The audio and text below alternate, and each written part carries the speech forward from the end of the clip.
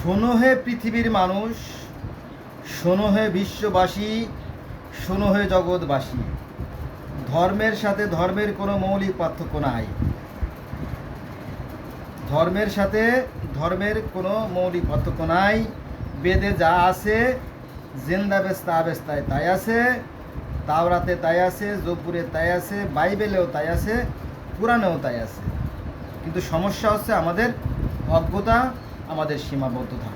এই অজ্ঞতার কারণে একটা জাতি পঙ্গু হতে যাচ্ছে, দিনে দিনে পঙ্গুত্ব বরণ করছে। এটা সমীচীন নয়। বন্ধুরা, আমি জগতের বিভিন্ন ধর্মের একজন ছাত্র। আমি পৃথিবীতে যত ধর্ম আছে এই ধর্মগুলো নিয়ে দীর্ঘদিন ধরে রিসার্চ করছি। আপনাদের যদি কোনো প্রশ্ন থাকে আপনারা আমাকে প্রশ্ন করতে পারেন, আমি আমার সাধ্যমতো উত্তর দেওয়ার চেষ্টা করব। আর আজকের যে বিষয়টি নিয়ে আমি আলোচনা করতে চাচ্ছি সেটা হচ্ছে মিরাজ। এই মিরাজ সনাতন ধর্ম বা হিন্দু ধর্ম আছে, এই মিরাজ গ্রিক ধর্মে আছে, এই মিরাজ রোমান ধর্মে আছে, এই মিরাজ মিশরীয় ধর্মে আছে, এই মিরাজ ইহুদি ধর্মে আছে, এই মিরাজ খ্রিস্টান ধর্মে আছে, এই মিরাজ ইসলাম ধর্মে আছে, এই মিরাজ পার্সি ধর্মে আছে। চলেন যতদূর সাধ্য আমি বলার চেষ্টা করি। আপনারা জানেন যে ইসলাম ধর্মে আমি সনাতন ধর্ম থেকে শুরু করি, তাই না? সনাতন ধর্মে মিরাজের কাহিনী আছে, অর্থাৎ ঊর্ধ্বগমনের কাহিনী আছে। আগেকার দিনে ধর্মগুরু যারা যারা পুরোহিত, যারা অবতার, যারা দেবতা, তারা প্রায় স্বর্গে যাওয়া আসা করতেন এবং সেই সৃষ্টিকর্তার সাথে, সেই ভগবানের সাথে, সেই নারায়ণের সাথে, সেই গোবিন্দর সাথে, সেই প্রজাপতির সাথে, সেই পরম ব্রহ্মার সাথে দেখা সাক্ষাৎ করতেন এবং পৃথিবীটা কিভাবে পরিচালনা করলে সুন্দর হবে, হ্যাঁ, পৃথিবীতে কোনো দোষ ত্রুটি আছে কিনা, যেহেতু পৃথিবী নতুন, সেই সম্পর্কে বিভিন্ন তথ্য উপাত্ত এবং পরামর্শ দান করতেন স্বয়ং সৃষ্টিকর্তা। বোঝা গেছে বিষয়টা? এই জন্য প্রায়ই সনাতন ধর্মের যারা পুরোহিত, যারা ধর্মগুরু, তারা স্বর্গে যেতেন। একবার একটা ঘটনা ঘটে, সেই ঘটনা নিয়ে শুরু করি। একবার কিছু পুরোহিত, ধর্মগুরু স্বর্গে গেলেন। তো মানুষ তো মাটির তৈরি, এদেরকে অনেকেই তুচ্ছ তাচ্ছিল্য করে, ঘৃণা করে, অপছন্দ করে। তো স্বর্গের যে দ্বার রক্ষক ছিল জয় বিজয়, তারা বলো যে তোমরা দাঁড়াও, এখানে বসো, ভগবান ভীষণ ব্যস্ত আছে। ঠিক আছে, হয়তো আমার ভুল হতে পারে বিষয়টা, আমার হ্যাঁ এরকম ঠিক ঘটনা, এরকম ঠিক। তো যাই হোক, ওনাদেরকে অনেক সময় বসায় রাখছে। তো দারোয়ানেরও খেয়াল নেই, আর ভিতরে ভগবান তো জানেনই না যে বাইরে আমাদের মেহমান আছে। যাই হোক, অনেক সময় পরে দারোয়ানের খেয়াল হয়েছে, ও দুজন মেহমান আসছে, তো বলে তোমরা আসো, ভিতরে আসো, যাও ভিতরে যাও। ভিতরে যাওয়ার পরে ভগবানকে যখন সালাম দিছে, নমস্কার দিছে, তখন বলো যে কেমন আছো মানুষরা? তো বলো যে আমরা খুব ভালো আছি। পৃথিবীর মানুষ কেমন আছে? আছে ভালো, কিন্তু ডায়রিয়ার প্রকোপ, পাতলা পায়খানা হয়ে হাজার হাজার মানুষ মরে যাচ্ছে। তাই নাকি? তোমরা পানি কি ফুটাই খাও না? তোমরা পানি কি পরিষ্কার পানি খাও না? বলো যে পরিষ্কার পানি খেতে হবে। হ্যাঁ, পরিষ্কার পানি খাবা, তোমরা ময়লাযুক্ত পানি খেলে তো ডায়রিয়া হবেই, যাও পানি ফুটাই খাও, তাই না? এরকম হয়তো পরামর্শ দিয়েছে। যাক, তো বলতেছিল যে তোমরা কিভাবে আসলে, পথে কোনো সমস্যা হয়েছে কিনা? বলো না, পথে কোনো সমস্যাও নাই, আমরা ভালো আসছিলাম, কিন্তু আপনার এই যে স্বর্গের যে দ্বার রক্ষক জয় আর বিজয়, ওরা আমাদের সাথে বেয়াদবি করছে। কি বলো? কি তোমাদের অপমান? মানে কি আমার অপমান? মানে তোমরা তো আমার মেহমান। সৃষ্টিকর্তা যিনি মানে জাস্টিস, মানে পিওর জাস্টিস, তো সৃষ্টিকর্তা বলছে যে তোমাদের অপমান মানে আমার অপমান, তোমরা তোমার মেহমান। কি বলছে? বলো যে তারা আমাদের দীর্ঘ সময় দাঁড় করায় রাখছে, ভিতরে ঢুকতে দেয় নাই। তো আমরা দীর্ঘ সময় ক্লান্ত শ্রান্ত অবস্থায় সেখানে বসেছিলাম, ভারী অন্যায়। এই ডাকো তো জয় বিজয়কে, ডাকো তো, ওই যে স্বর্গের দ্বার রক্ষক। এই তোমরা কি এই মানুষের সাথে বেয়াদবি করছো?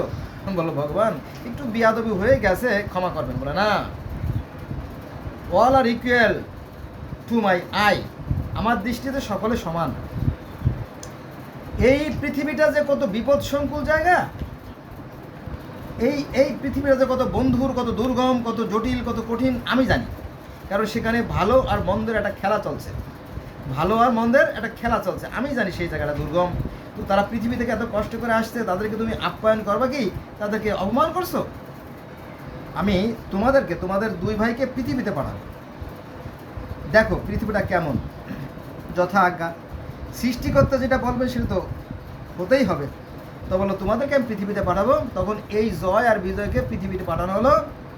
তো পৃথিবীতে যখন সে জন্ম নিল, তখন তাদের একজনের নাম হলো হিরণ্যকশিপু আর অন্য হচ্ছে হিরণ্যক্ষ। এরা দুই ভাই, ওই যে জয় বিজয় দুই ভাই। ভালো কথা। কিন্তু এই যে জয় আর বিজয় যখন হিরণ্যক্ষ ও হিরণ্যকশিপু জন্ম নিল, এরা তো সাধারণ মানুষের মতো না, এরা তো স্বর্গরাজ্য ঘুরে আসছে, স্বর্গরাজ্যের কোথায় কি আছে জানে, এবং ব্রহ্মার কাছে কী বর আছে, বিষ্ণুর কাছে কী বর আছে, শিবের কাছে কী বর আছে তা তো তারা জানে। তখন এই জয় আর বিজয় সেই ব্রহ্মা বিষ্ণু শিবের কাছ থেকে বর নিয়ে আসে যে তোমরা আমাদেরকে অমরত্ব লাভ করতে পারি, অর্থাৎ পৃথিবীতে আমরা যাচ্ছি বটে, কিন্তু পৃথিবীতে যাতে আমাদেরকে কেউ ক্ষতি করতে না পারে, কেউ যেন আমাদের শরীরে আঘাত করতে না পারে, এরকম বর দাও।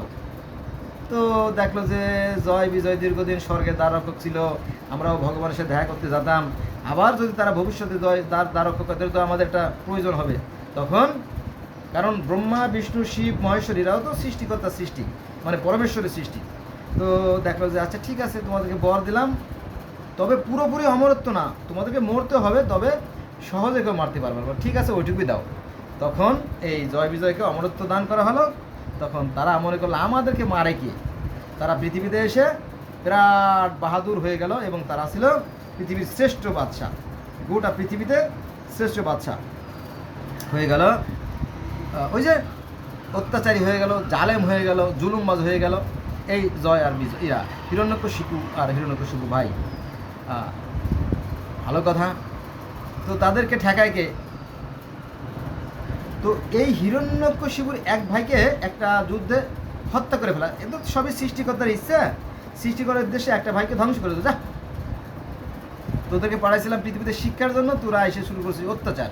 তো একটা ভাইকে হত্যা করলে পরে আর একটা ভাই রইল হিরণ্যকশিপু, সে আরও খেপে গেল, কি ঈশ্বর আমার ভাইকে হত্যা করে ফেলাইছে, আমি ঈশ্বরকে দেখে নেব, তার তার সৃষ্টিকুল আমি ধ্বংস করে দেবো, এরকমটি বাড়াবাড়ি শুরু করলো।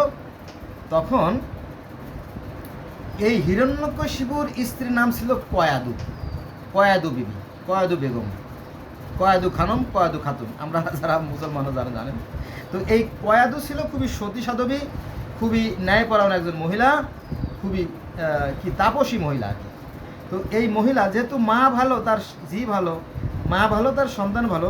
তো এই কয়াদুর ঘরে জন্ম নিল আর এক সৎ ন্যায়পরায়ণ এক বাদশা, যার নাম আছে প্রহ্লাদ মহাজন। এই প্রহ্লাদ মহাজন হিন্দুরা মুসলমানরা কেউ চিনবে না, তবে যারা সনাতন বা হিন্দু ধর্ম তারা কেউ কেউ হয়তো চিনতে পারে যে এই প্রহ্লাদ মহাজন।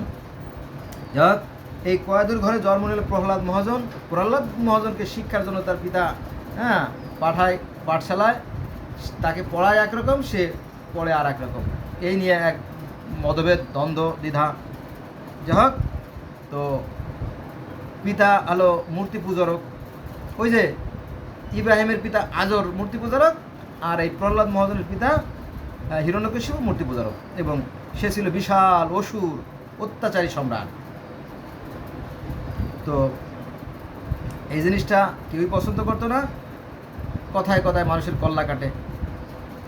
তো যাক, তো তাকে দমন করার জন্য সৃষ্টিকর্তা তারই ঘরে, অর্থাৎ হিরণ্যকশিপুর ঘরে জন্ম দিল এই প্রহ্লাদ মহাজনের।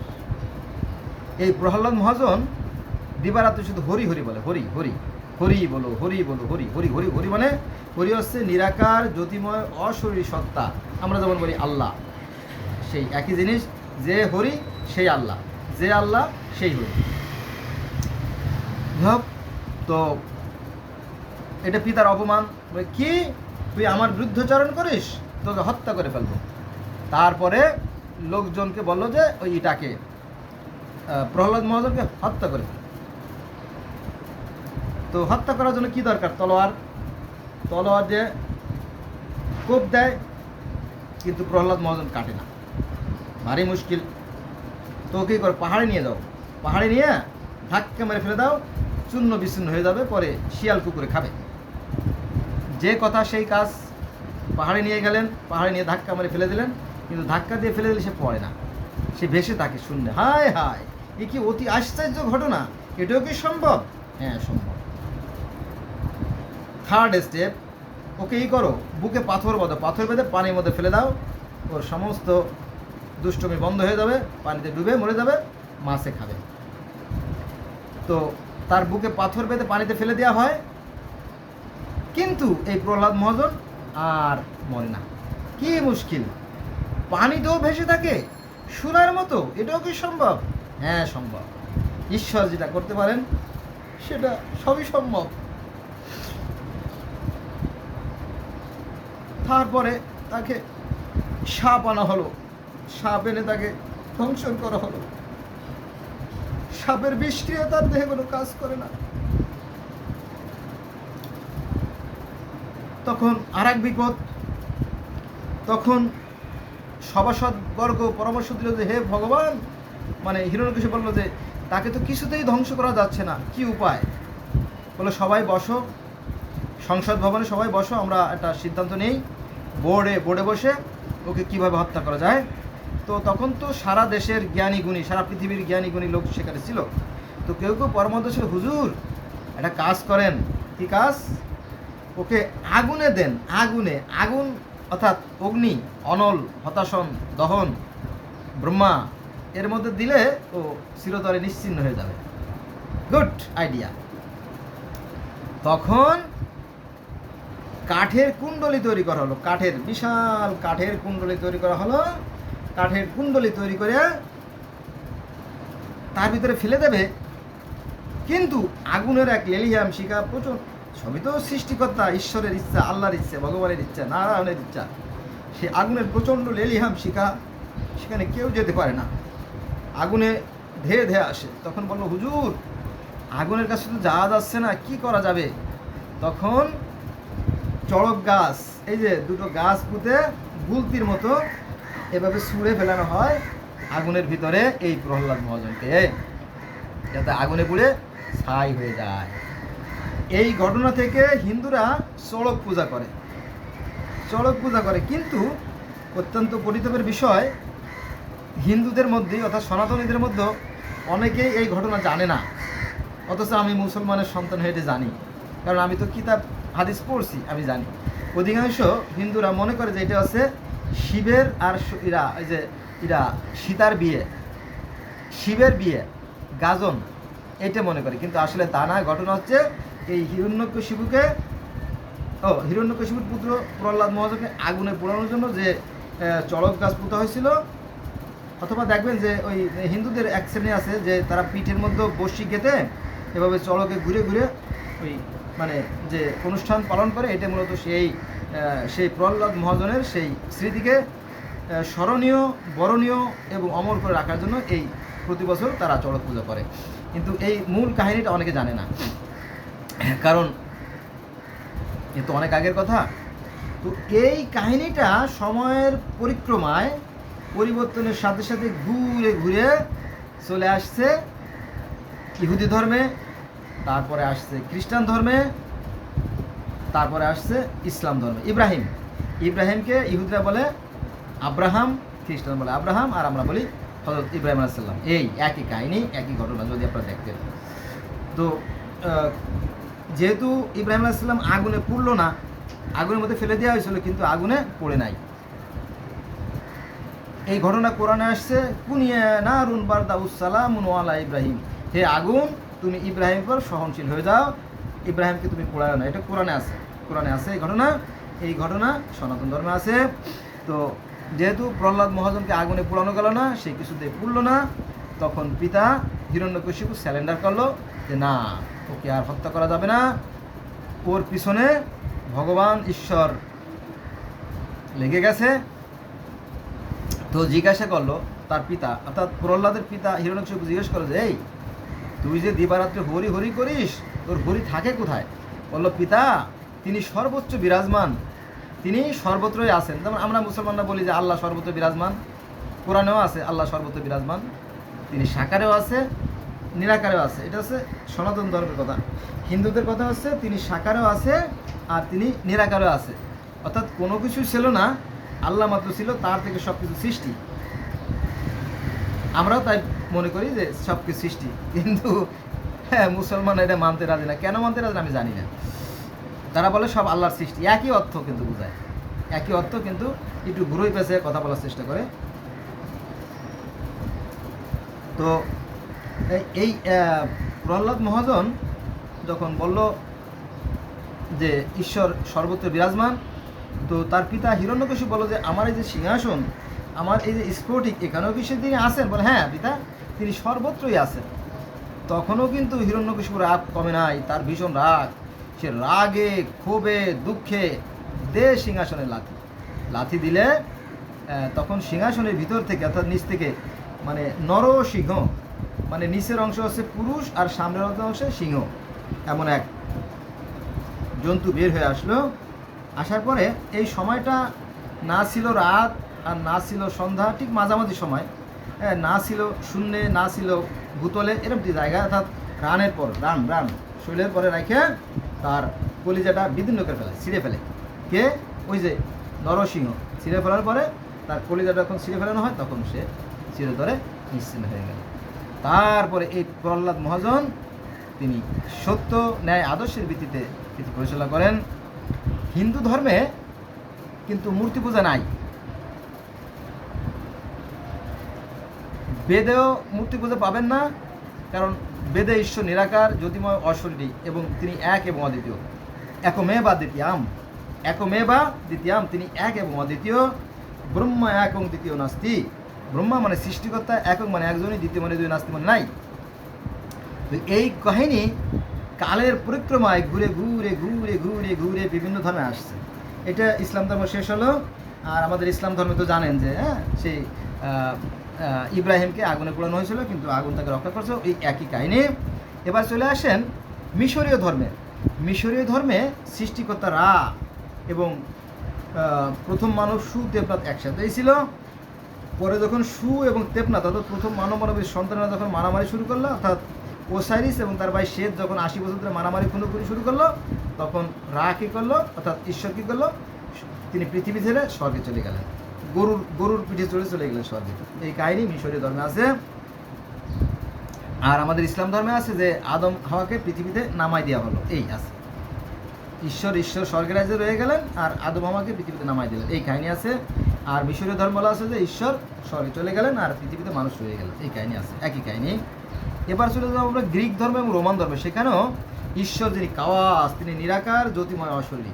আপনারা গুগলে সার্চ দেন, দেখেন যে কাওয়াস তিনি হচ্ছে জ্যোতিময়, জ্যোতি নূর বা আলো, এবং তারা আবার হাত পা আছে ভিতরে, equal. There is no difference between Chaos অর্থাৎ গ্রিক মাইথোলজি অ্যান্ড মুসলিমস। আমরা মুসলমানরা বলি যে আল্লাহ আপনার হাত পা আছে, তো সেখানেও সে হাত পা আছে, একই কথা, একই কাহিনী। আচ্ছা, এবার আসেন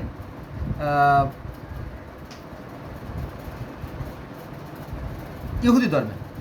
ইহুদি ধর্মে তো মিরাজের দরকার নাই, কারণ স্বয়ং যিনি আল্লাহ, স্বয়ং যিনি রাব্বি, যিনি ইলা, যিনি রব, যিনি গড, যিনি লর্ড, তিনি তো এসে ইহুদিদের যে নবী মুসা, তার সাথে তো তুর পাহাড়ে বা সিনাই পর্বতে দেখা করেই গেছেন, তাই না? জানেন তো। এবং দেখা করে তাকে সেই তাওরাত কিতাব দিয়ে গেছে। অতএব সেই স্বর্গে যাওয়ার দরকার আছে? দরকার নেই। তারপরে খ্রিস্টান ধর্মেও একই কথা আছে যে ঈসা আলাইহিস সালাম একবার জর্দান নদীতে গোসল করতে গেছিলেন। জর্দান নদীতে গোসল করতে গেলে তখন ঈশ্বর যিনি আল্লাহ, যিনি গড, তিনি কি করলেন, তিনি কবুতরের রূপ ধরে এসে, তিনি বহু রূপ ধরতে পারেন, তার ক্ষমতার অন্ত নাই, তার ক্ষমতার অন্ত নাই, তিনি যা ইচ্ছে যা খুশি করতে পারেন। তো তিনি এসে ঈসা আলাইহিস সালামের কাঁধের পর বসে কবুতরের রূপ ধরে তাকে সেই যে ইনজিল কিতাব বা বাইবেল তার উপর নাজিল করে যান। আর একটা তথ্য থেকে জানা যায় যে হযরত ঈসা আলাইহিস সালামের উপরে একটা পাখি সারাক্ষণ উঠতো এবং ভো ভো ভো ভো ভুম ভুম ভুম একটা শব্দ হতো, সে তাকে সমস্ত তথ্য দিত, ওই যে জিব্রাইল এর মাধ্যমে আছে। এবং মরার পরে হযরত ঈসা আলাইহিস সালাম তার যে পিতা, স্বর্গীয় পিতা, তার ডাইন পাশে যে বসে, এটা কিন্তু কোরআনও তাই বলে যে ঈসা আলাইহিস সালামকে আকাশে তুলে নেওয়া হয়েছে। আকাশে তুলে নিয়ে গেলে নিশ্চয়ই কোথাও না কোথাও আছে, তাই না? আল্লাহর কাছে থাকুক আর আল্লাহর আশেপাশে থাকুক অথবা অন্য কোনো রুমে থাকুক, যেখানে কোথাও না কোথাও আছে, এটা আপনি অস্বীকার করতে পারবেন না, কারণ কোরআন তাহলে কোরআন অস্বীকার করা হয়ে যাবে, তাই না? এটা কি বিষয়। তবে ঈসা আলাইহিস সালাম নিয়ে অনেক মতভেদ আছে, যে তাকে যে মারা গেছে, আবার কেউ বলছে না তিনি পালাইয়া কাশ্মীরের শ্রীনগরে চলে আসছিল, সেখানে তার মাজার আছে, এরকম অনেক মতভেদ আছে। যাক, সেখানে আমরা যাবো না, তাহলে ভিডিও বড় হয়ে যাবে। তাহলে আমরা দেখলাম যে ভুলেই গেছিলাম, প্রায় পার্সি ধর্মে আজ থেকে 5000 বছর আগে বা 5,500 আগে পার্সি ধর্মের যে এটা নবী জরস্টার, তিনিও কিন্তু মেরাজে গেছিলেন আল্লাহর সাথে দেখা করার জন্য। ঘটনা এরকমই যে এই জরথ্রুস্ট একবার নদীর মোহনা মানে ত্রিমোহনা একটা নীরবে নিবৃত জায়গায় বসে বসে তিনি ধ্যান সাধনা করতেন, ঈশ্বরের ধ্যান। হে পৃথিবীর অধিবাসী, হে বিশ্বজাহানের পরিচালক, তুমি আমাকে জ্ঞান দাও, তুমি আমাকে শক্তি দাও, তুমি আমাকে আলো দাও, তুমি আমাকে নিরাপত্তা দাও, ইত্যাদি ইত্যাদি। তো উনি যখন ধ্যান সাধনা করতেছিলেন, তো তখন ঐশ্বরিক এক দূত আসলো, আর ক্যাঞ্জেল, ঈশ্বরের দূত মানে জিব্রাইল, আসার পরে বলো যে হে জরথ্রুস্ট, মানুষ তো অধার্মিক হয়ে গেছে, তুমি মানুষকে ধর্ম শিক্ষা দাও। বলো যে কীভাবে দেব?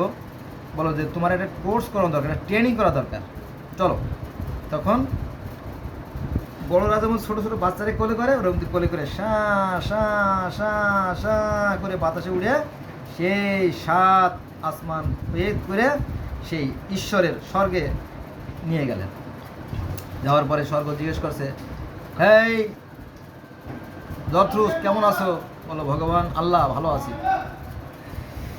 তারপরে সালাম কালাম হলো, শরবত খেলো। তারপরে আল্লাহ বলল ফেরেশতাদেরকে অর্থাৎ আরকানদেরকে বললো যে করো, এই জরথ্রুস্টকে স্বর্গর সুখ শান্তি অর্থাৎ জান্নাতের সুখ শান্তি এবং নরকের যে দুঃখ কষ্ট আছে সবগুলো সচককে ঘুরে দেখাও, যা যা দেখার আছে দেখাইয়ে তাকে পাঠিয়ে দাও।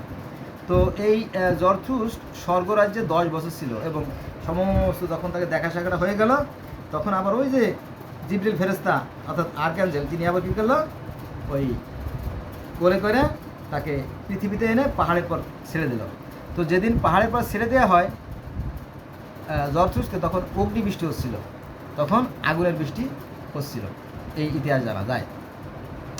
তারপরে সেখানে 5 ওয়াক্ত নামাজ আছে, পার্সি ধর্মে 5 ওয়াক্ত নামাজ আছে, সকাল দুপুর মধ্যরাত প্রতুষ্যে, সকাল দুপুর সন্ধ্যা মধ্যরাত প্রতুষ্যে 5 বার নামাজ তারা পড়ে, এখন নামাজ পড়ে। আর নামাজের আগে তারা আমাদের মুসলমানদের মতো ওযু করে, এবং সেখানেও সেই কিয়ামত আছে, সেখানেও সেই পুলসুরত আছে। মানে আমরা মুসলমানরা যেমন পুলসুরতের পথ পা দিয়ে জান্নাতে যাব, হিন্দু ধর্মে আছে বৈতরণী নদী পার হয়ে জান্নাতে যেতে হবে, আর পার্সি ধর্মে আছে সিম্বত সাঁকো পার হয়ে জান্নাতে যেতে হবে। আর এই সাঁকো পার হয়ে জান্নাতে যাওয়ার কথা ইহুদি ধর্মে আছে, খ্রিস্টান ধর্মে আছে। এই জন্য যারা ধর্ম বিষয়ে যারা বিজ্ঞ, যারা ধর্ম নিয়ে গবেষণা করে আজীবন, তারা বলতেছে যে এই পার্সি ধর্ম থেকেই, সনাতন ধর্ম থেকে এই পার্সি ধর্ম, আর এই পার্সি ধর্ম থেকে ইহুদি ধর্ম, আর ইহুদি ধর্ম থেকে খ্রিস্টান ধর্ম, আর খ্রিস্টান ধর্ম থেকে ইসলাম ধর্মে জন্ম। এটা কিন্তু আমার কথা, মাইন্ড করবেন না। এই হলো বিষয়। তো বন্ধুরা, ওই যে রমজান মাসে সৌদি আরবেতে ফ্রি খেজুর দেয়, সেই ফ্রি খেজুর বাংলাদেশে আসার পরে কেউ বলে 1800 টাকা কেজি, কেউ বলে 1000 টাকা কেজি, কেউ আবার বলে 400 টাকা কেজি, 600 টাকা কেজি, আবার কেউ আবার 100-150 টাকা কেজি আছে। মানে প্রায় 30-40 রকমের খেজুর আছে। তো এই একটা ঘটনা। তো সময়ের পরিক্রমায় সব কিছু পরিবর্তন হয়, এটাই নিয়ম। তো এই কথাগুলো ঘুরে বিভিন্ন জায়গায় আসছে। এরকমটি যেমন চীন অঞ্চলে, মানে চীনে তো অনেক ধর্ম আছে। তো তাদের দাবি হচ্ছে আমরা ঈশ্বরের বংশের লোক। মিশরের ফারাও রাজারা বলতো আমরা ঈশ্বরের বংশের লোক। আর গ্রিক ধর্মের যে সমস্ত দেবতা ছিল তারাও বলে আমরা ঈশ্বরের বংশের লোক। আর ইসলাম ধর্মে বলা হয় যে এই নবী রাসূল ঈশ্বর কর্তৃক প্রদীত। এভাবে সবাই নিজেকে বড় মনে করে আর অন্যদিকে ছোট মনে করে, ফলে সংঘাত অনিবার্য হয়ে ওঠে। আমি অনুরোধ করব যে আমরা যা দেখবো এটাই বিশ্বাস করব, কারণ কোরআন আমাদেরকে তাই বলে। কোরআন বলতেছে কিছু মানুষ আছে যারা দেখেও দেখে না, শুনেও শোনে না, আর বুঝেও বোঝে না, তারা চতুষ্প জন্তু শীতে নিকৃষ্ট। কার কথা? আল্লাহর কথা, সৃষ্টিকর্তার কথা, কোরআনের কথা। যদি আপনি মানেন ভালো, না মানেন না বলো। আমিও তাই বলবো যে আসুন কোরআন যা বলে আমরা সেটা মানি। আমাদের একটাই পৃথিবী, সন্দেহ আছে না? আমাদের একটাই পৃথিবী, একটাই আকাশ, একটাই চাঁদ, একটাই সূর্য। এভাবে সন্দেহ আছে? নাই, সন্দেহ নাই। All are equal, all man are equal in the eye of creator, there is no difference. সৃষ্টিকর্তার দৃষ্টিতে পৃথিবীর প্রত্যেকটা মানুষ সমান। সৃষ্টিকর্তার কাছে কোনো ধর্ম আর অধর্ম বলে কিছু নাই। তার কাছে ধর্ম হচ্ছে যারা দুটো, একটা আছে সত্যের পথ, একটা আছে অসত্যের পথ। ধর্ম আর অধর্ম, যারা সত্যের পথে থাকবে, যারা ন্যায়ের পথে থাকবে, তারা কামিয়াবি হবে, তারা জান্নাতে যাবে। আর যারা মন্দ কাজ করবে তারা ধ্বংসপ্রাপ্ত হবে। এটা হচ্ছে সৃষ্টিকর্তার বিধান। আপনি দেখেন যে পৃথিবীর প্রত্যেকটা মানুষ সুখে হাসে, দুঃখে কাঁদে, শীতে কাঁপে, প্রত্যেকের আবেগ অনুভূতি এক। পৃথিবীর প্রত্যেকটা মানুষের রক্ত লাল। আল্লাহ মাঝে মাঝে যে কথা বলি, কথা আজীবন বলে যাবো যে কদিন বাসি, সেটা হচ্ছে যে পৃথিবীতে আসবে শান্তি কবে? যেদিন হিন্দু, মুসলিম, বৌদ্ধ, খ্রিস্টান এক জামাত হবে, শান্তি আসবে তবে। আসুন আমরা ধর্মের ভেদাভেদ ভুলে যাই। আমরা সকল মানুষ একই আদমের সন্তান, একই স্রষ্টার সৃষ্টি। কিন্তু এই ধর্মগুলো মানুষের মধ্যে বিভেদ সৃষ্টি করে রাখছে, বিশেষ করে ধর্ম ব্যবসায়ীরা। হ্যাঁ, এদেরকে আমরা বয়কট করি, আমরা সবাই ভাই ভাই হয়ে যাই। পৃথিবীটা অনেক সুন্দর, আর মানব জনম বড় সার্থক জনম। বারবার এই পৃথিবীতে আসা হবে না। এই সুন্দর মানব জীবন আমরা জানি খেলায় না কাটাই যাই। এটা কিন্তু কোরআনের কথা। কোরআনে বলছে সকল মানুষ একই আদমের সন্তান। পরবর্তীতে তারা মতভেদ সৃষ্টি করে বিভিন্ন দলে বিভক্ত হয়ে গেছে। আমি আল্লাহ, আমার পূর্ব ঘোষণা না থাকলে হতো না। এটা কিন্তু কোরআনের কথা। কিন্তু অনেক মানুষই আছে কোরআন পড়ে, কিন্তু এই কোরআন পড়েই মানুষকে ধোঁকা দেয়। বোঝা গেছে? আপনি কোরআনটা ভালো করে পড়েন, দেখবেন আপনার ভিতরে যে বিভেদগুলো আছে সব দূর হয়ে যাবে। হ্যাঁ, এবং আমি যেটা বলতেছিলাম যে এই যে ইব্রাহিম, হিন্দুদের যে প্রহ্লাদ মহাজন, সেই প্রহ্লাদ মহাজনই সম্ভবত ইহুদিদের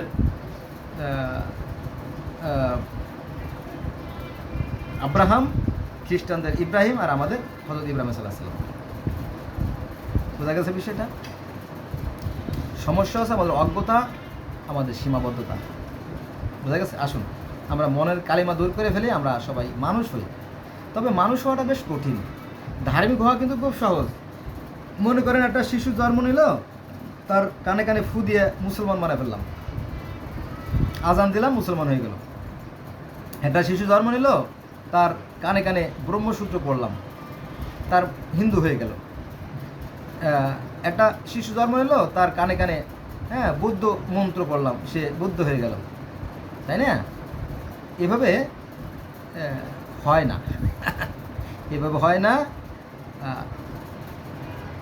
মন্ত্র ভরে ফু দিলেই হয়ে যায় না সব কিছু। এগুলো বিষয়। তো মানুষ হওয়াটা বেশ কঠিন। মানুষ হওয়াটা বেশ কঠিন কেন জানেন? মানুষ হতে হলে মানবিক গুণাবলী তিল তিল করে, বিন্দু বিন্দু করে অর্জন করতে হয়।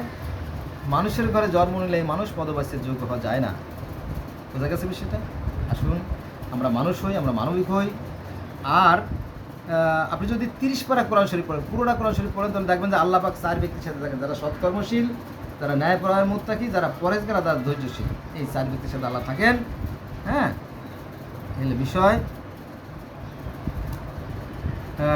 আল্লাহ পাক 2টে পাপ কখনোই ক্ষমা করবেন না: যারা অন্যের হক নষ্ট করে আর যারা শিরক করে।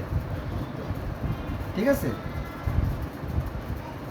তো কলেমা পড়লেই জান্নাতে যাওয়া যাবে, নামাজ পড়লেই জান্নাতে যাওয়া যাবে, রোজা থাকলেই জান্নাতে যাওয়া যাবে, হজ করলে জান্নাতে, এরকম তো কথা আপনি কোরআনে পাবেন না। যদি পান তাহলে আমার একটু কমেন্ট করে জানাবেন যে অত সূরার অত নম্বর আয়াতে এটা আছে, তাকে আমি ধন্যবাদ জানাবো।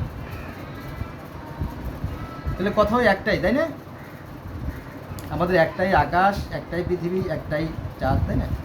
তো এইগুলো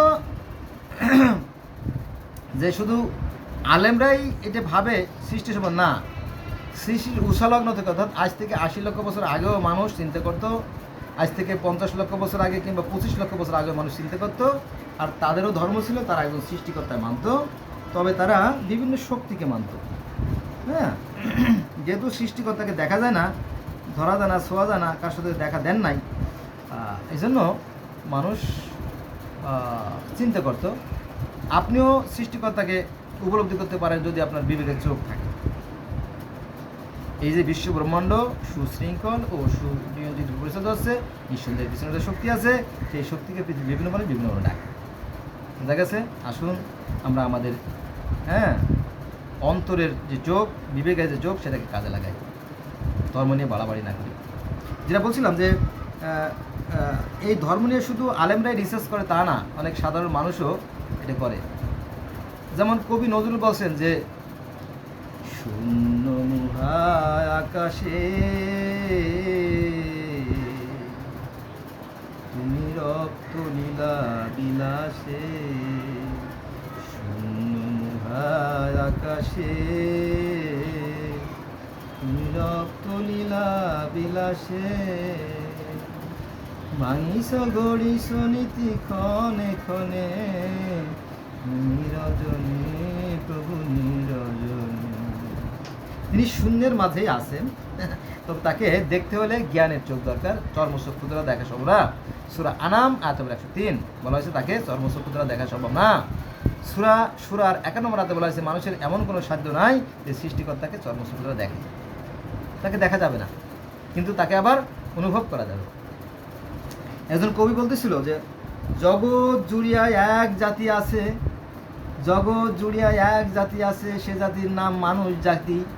একই পৃথিবীর স্তন্যে লালিত, একই রবি শশী মোদের সাথী। শীত তাপ ক্ষুধা তৃষ্ণার জ্বালা, সবাই মোরা সমান বুঝি। জলে মরি বাসি পাইলে ডাঙ্গা, ধলো আর কালো বাহিরে কেবল ভিতরে সবাই সমান। দেখেন, একজন কবি, সেও চিন্তা করছে যে সমস্ত মানুষ তো একই মানুষের মানুষ, তাই না? আল্লাহ করে তাই বলতেছে, কিন্তু এই ধর্মগুলো মানুষের মধ্যে বিভেদ সৃষ্টি করে। ধর্মর কারণে মানুষের মধ্যে হিংসা বিদ্বেষের সৃষ্টি হয়। ধার্মিকতার অহংকার মানুষকে অন্ধ করে দেয়, ফলে আর মানুষ হয়ে ওঠে না। আসুন আমরা এই ধার্মিকতার অহংকার দূর করি। আমরা সবাই একই স্রষ্টার সৃষ্টি, একই আদমের সন্তান। দেখবেন পৃথিবীটা আরও রঙিন, আরও সুন্দর, আরও মধুময় হয়ে যাবে। বোঝা গেছে? তো বন্ধুরা, আজকে এই পর্যন্ত রইল। সবাই ভালো থাকবেন, আর ভুল ত্রুটিগুলো ক্ষমা সুন্দর দৃষ্টি থাকবেন। আমি তো হুটহাট করে কথা বলি, এই যে এখন কর্মে বেড়ে যাবো, দৌড়ে চলে যাবো আর কি।